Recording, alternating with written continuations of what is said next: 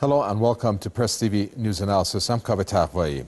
In New York, a judge has signed a default judgment excluding Saudi Arabia from the list of defendants, but finding Iran, along with the Taliban and Al-Qaida, liable in the September 11, 2001 terrorist attacks. Why Saudi Arabia was excluded and why Iran was included 10 years after the fact is what we'll try to find out with our guests in this edition of the Press TV News Analysis. We'll also explore Saudi Arabia and U.S. involvement in aiding and supporting terrorism. Let me introduce our guest. Professor at the University of Tehran, Foad Izadi, joins us in the studio.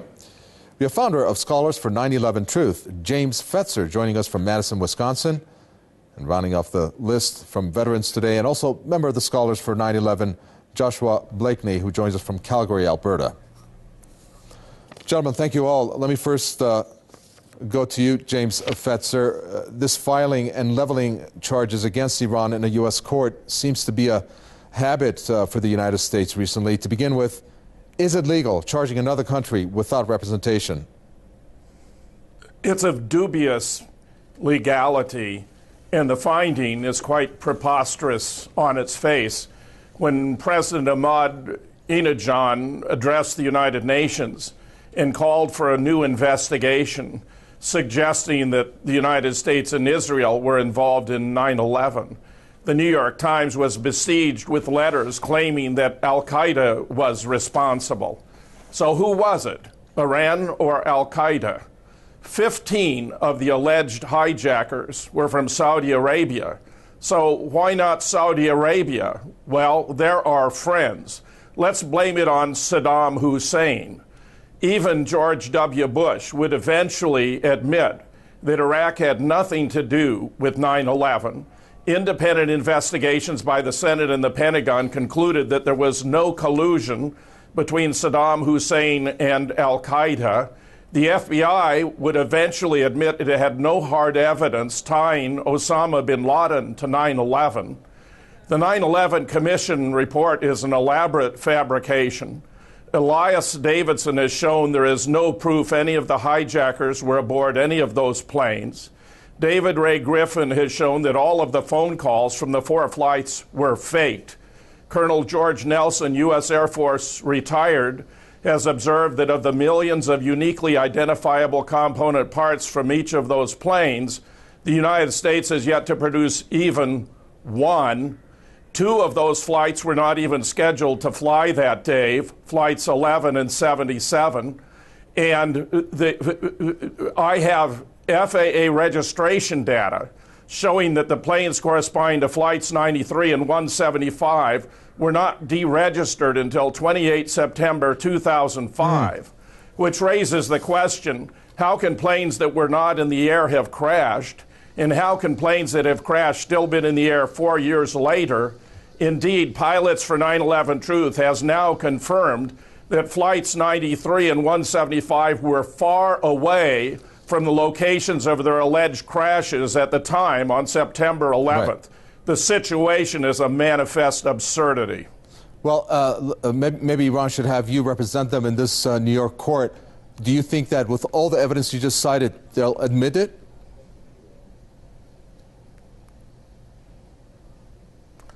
Well, there's an evasion of responsibility here. In fact, multiple investigations by independent journalists have revealed that Israel, the Mossad, played a key role on 9/11.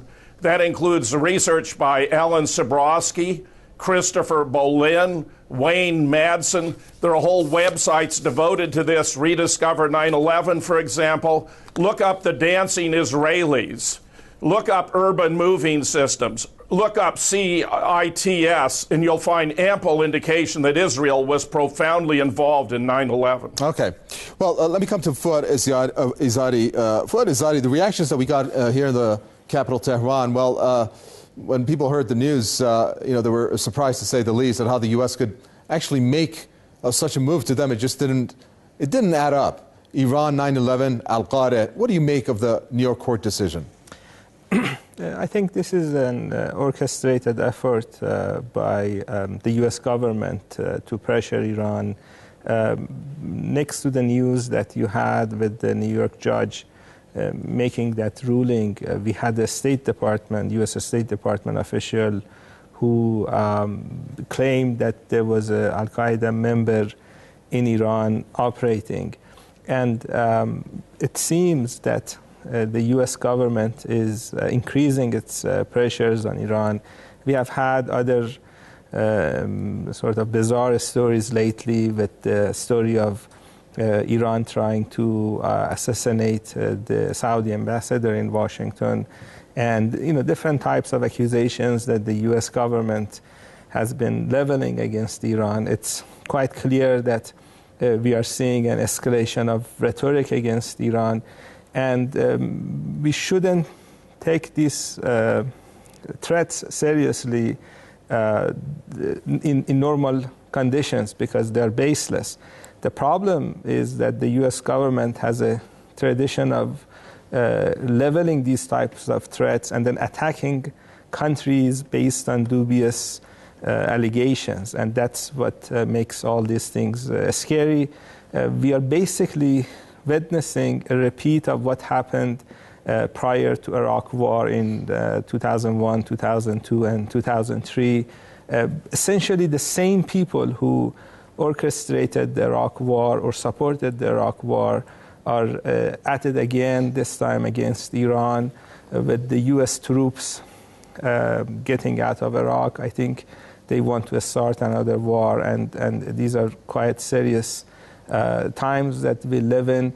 The reason, obviously, is that Iran is quite different from Iraq. Iran is fully capable of defending itself, and it's going to be a very messy situation if the leaders in the United States carry on this crazy ideas that sometimes they have in their mind.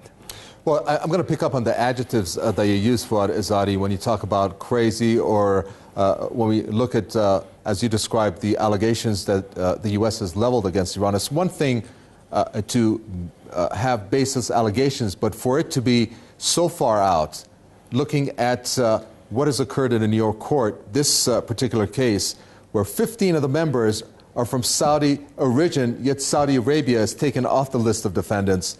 And of course, as you mentioned, the terror allegations against Iran, of Iran paying this Iranian who's related to a Mexican drug cartel to kill a Saudi ambassador on U.S. soil. Isn't that damaging the credibility of the U.S. if it intends to gather and galvanize international support against Iran?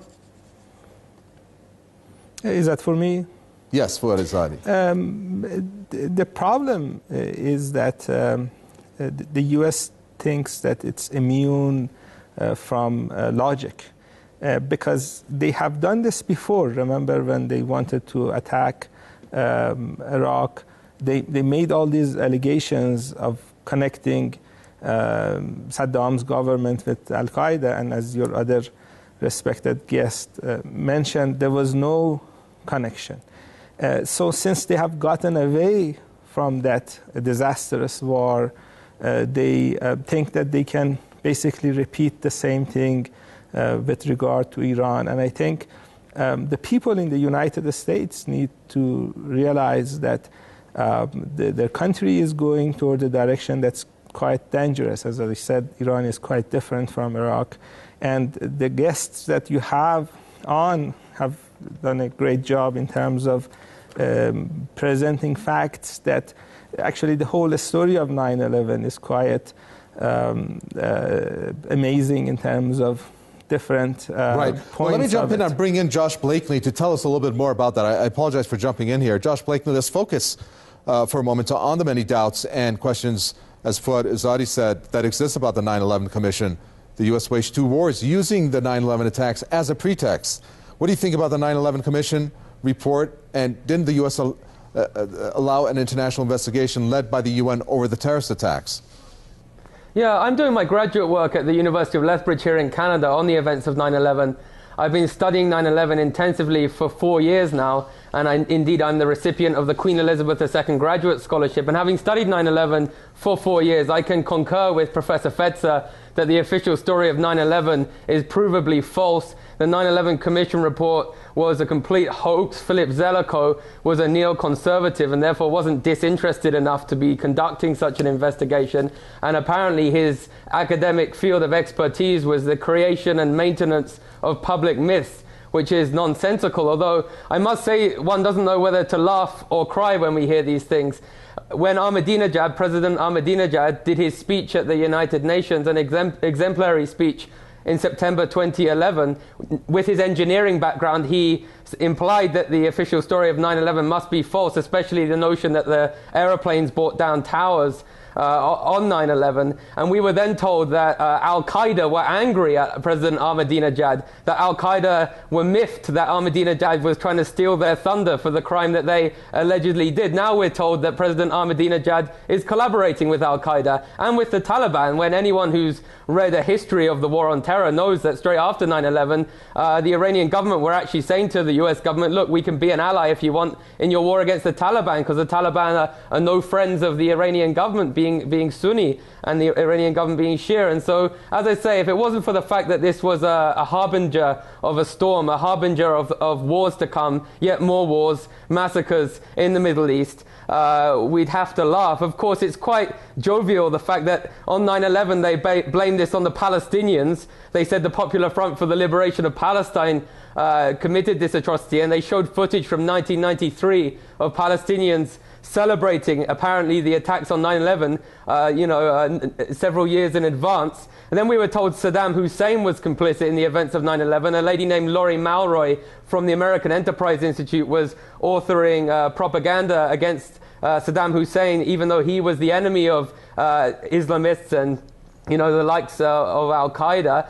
Then we were told the Saudis were involved, even though there's no evidence that the alleged hijackers even boarded the planes or were Islamists, and so that's irrelevant. So why not add one more to the table and say that Iran was involved? Hey, why not Syria now, or North Korea? This official story of 9/11 is taking on a life of its own, and how Judge George Daniels could find this in the court is beyond belief, and it indicates that the rule of law is breaking down even further in the United States.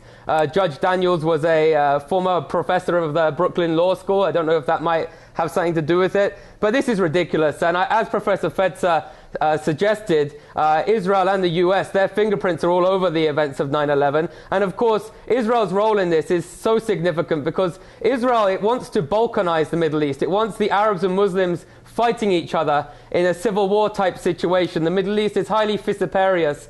And so that's why Israel's happy to have the Saudis, the Iranians, the Palestinians, any Arab regime or Arab government, Muslim government, or in your case Persian government, because it wants to have regional hegemony. It doesn't want the Saudis or the Iranians to have regional hegemony. And it's very smart, those who support Israel in the United States, they realize that a key part, if they're going to try to attack Iran, is demonizing the Iranian government and dehumanizing the Iranian people in the eyes of the American people. And so our job as 9/11 truthers is to tell the American people that they ought to empathize with the Palestinians, because 3,000 of their citizens were killed on 9/11 with the complicity of the Israeli government. Well, James Fetzer, let's go with the line that our guests are in Calgary saying regarding Israel.